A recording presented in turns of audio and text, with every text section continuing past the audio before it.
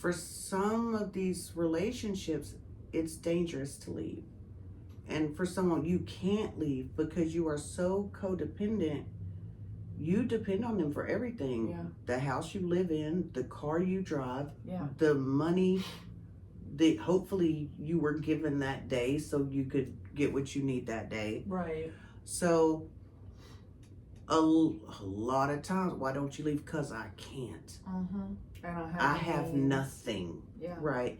And I wasn't allowed to work, so I don't even have a job to fall back on. Right. So it's real easy to say, get out of there, leave, leave, leave. Yeah. But we understand it's hard to leave. Well, but also we understand. But you can build yourself up to that. You can start planning and taking steps so that you're able to leave safely. True. I mean, like, yeah. Yeah. I was going to say something about that process of,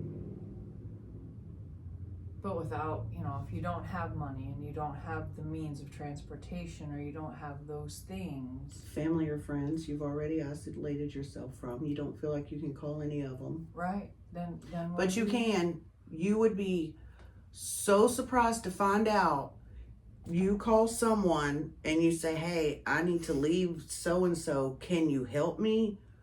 9 times out of that 10, they're gonna be, oh, finally, yes. Yes. What do I need to do? And go. But then on the other hand, and again, this is not any kind of advice whatsoever. Correct. This is me and my situation.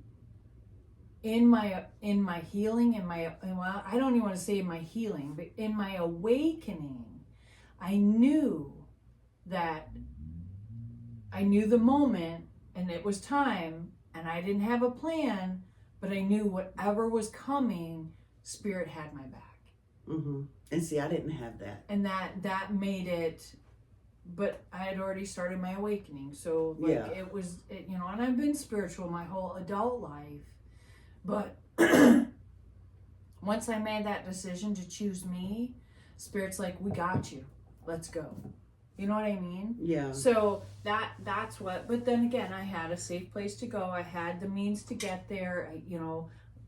I had an ideal situation, for lack of a better terminology.